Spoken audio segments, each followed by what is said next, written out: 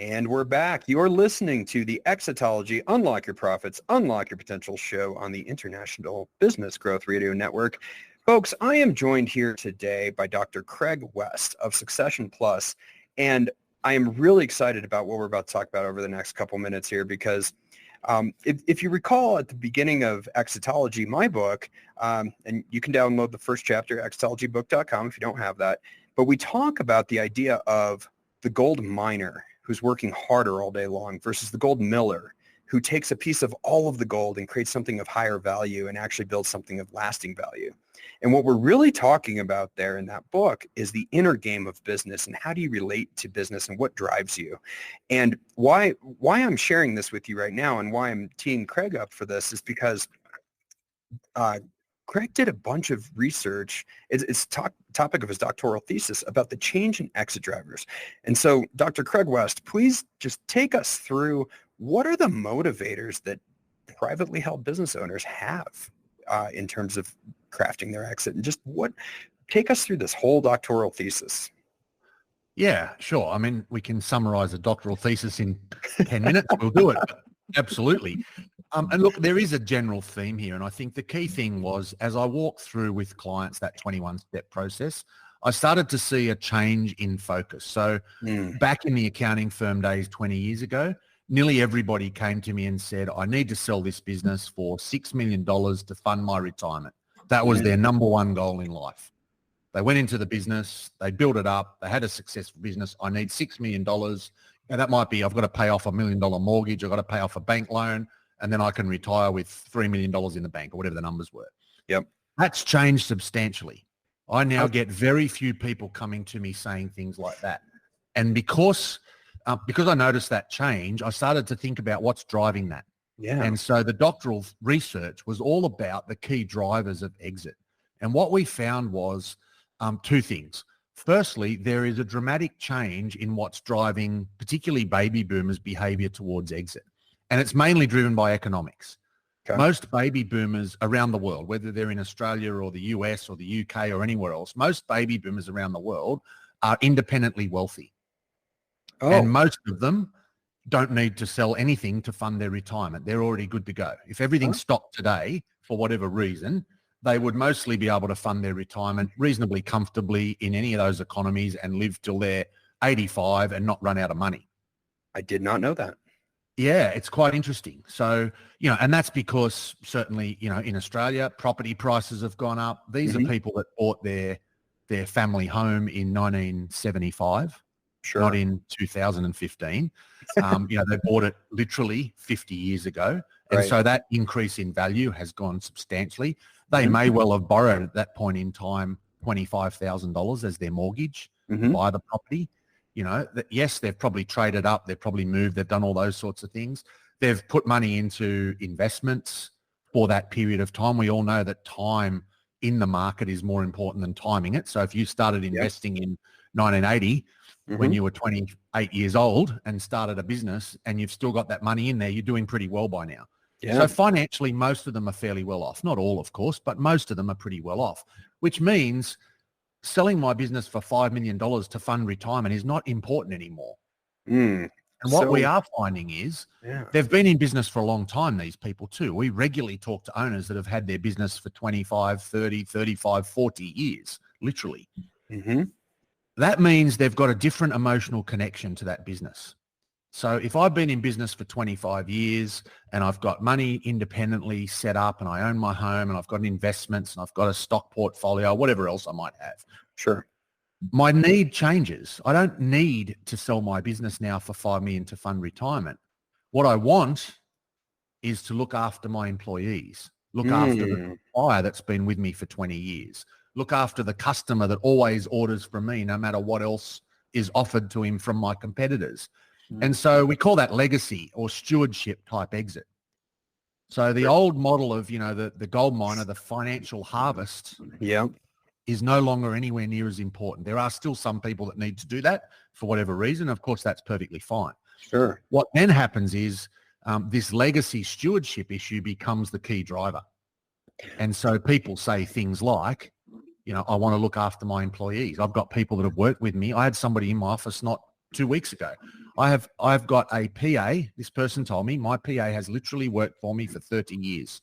Wow. She joined me out of school as a, trainee. She progressed through the business. She's now my PA. She's probably the second most important person in the company. I want to look after her. Wow. I don't need the money, or I don't need all the money. I'm happy to share it. I'm happy to give her some money. I'm happy to look after her. Now, that change means exit options also change. Yeah. Because it's not just about selling. It's not just about, financial harvest, bringing a PE firm, trade sale, a strategic buyer. Those things are not as important. What they're now talking about is, well, I want somebody that I know is going to look after that person. Right. I don't want a PE firm. I had someone say this to me a couple of weeks ago. I don't want a PE firm to come in here and split up the company and sack half my staff. Right. That's not that every PE firm does that, obviously, but that's the impression that the owner has. So they're now thinking about legacy exits. So in Australia, for example, we do just as many employee share plan exits as we do trade sales, PE sales. I love where this is all headed. It's that whole idea of people who have reached success are now searching for significance and searching for stewardship. Correct. And searching for this other meaning. And and as you know, we met in Denver, Colorado here.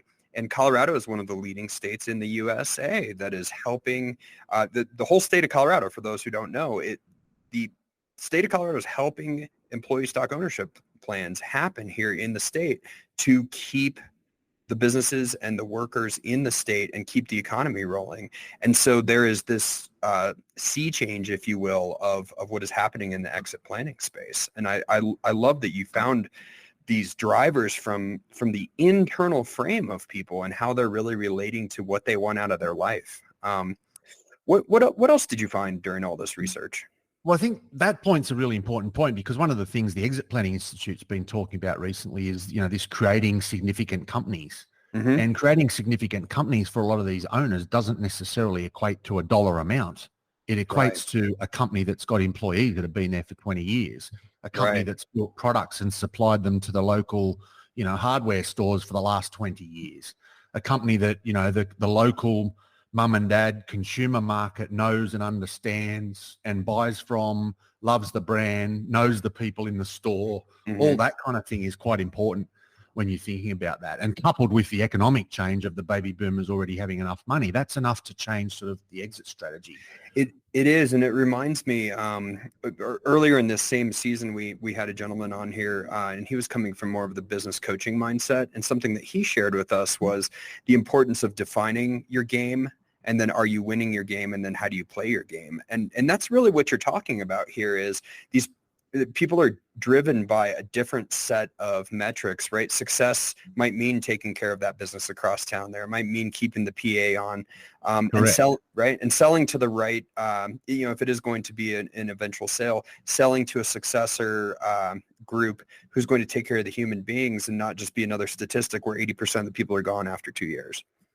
Yeah, and I mean, some of the stuff that's really important there is around the life after business factors. What are you going to do after business? And around, I've done a lot of work. Part of my research, I followed a lot of the work that was done by Dr. Ali Taylor, who talks about the psychology of exit and talks about, she was the person that identified really role identity fusion, where, business owners are so tied up with the identity of the business that life after business piece is really important. And she spends a lot of time just talking to owners about why.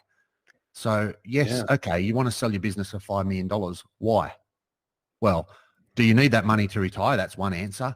Or is it more about, I want to sell my business so that I've got money to retire, but also so that I've got time to play golf, or so that I've got time to volunteer for my local charity or church or whatever it might be that particular person is particularly interested in. And Ali Taylor's work, and I know her reasonably well now, I've had a number of conversations with her, her work is all about, if you get to that answer, the business owner then is very motivated to work through the process, even though the process is time consuming and there's a lot involved and it's going to cost money and everything. Right. If it's about, I want to play golf, I was a really good golfer when I was 20, but then when I had this business for 30 years, I didn't have time to play. So I'm no good anymore. Now I want to get back to that.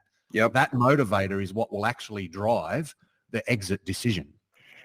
Well, and I think that's really important, because when we were talking about your 21-step process, that's what we identified is, if you can't first understand what the end in mind looks like for you, and then but more importantly, now what you're talking about is that emotional reason why, right? That's the one, you heard it talked about a lot of different reasons, but it's that thing that gets you out of bed in the morning, and probably Correct. importantly, gets you out of bed in the morning after you're done with the business, right? Yeah, absolutely. And so one of the other key things that came out of the research was there's been a much better increase in use of advisors around exit. 20 years ago, it was unheard of. No one knew what it meant. No one knew who an exit planning advisor was. Now it's Yeah. quite common. People are more familiar with it. People recognize that it's a specialization that they need help with. Yeah. And therefore, they're happy to get on that board and sort of help them work through what are all the issues around exit.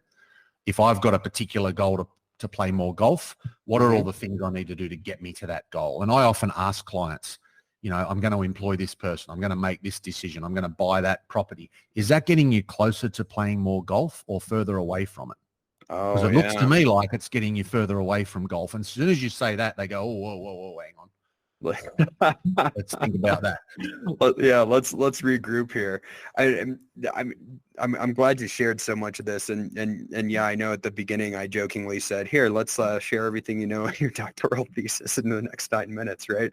So, but I think you've done an outstanding job really bringing us into these important drivers that people have, because ultimately we're all just human beings, right? There's a human being who owns that business, and flesh and blood, real, emotional and spiritual and everything else drivers. And so I really appreciate you sharing what you've learned about this.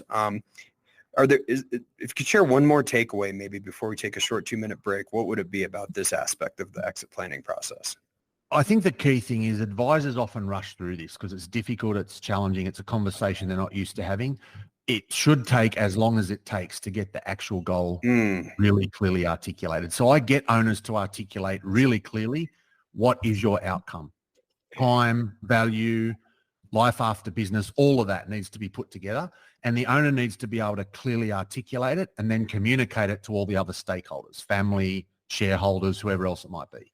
Awesome. That's beautiful. And folks, that is a wisdom nugget right there. Take that one home with you. You are listening to the Exitology, Unlock Your Profits, Unlock Your Potential show on the International Business Growth Radio Network. I'm your host, Jason Wally Waldron.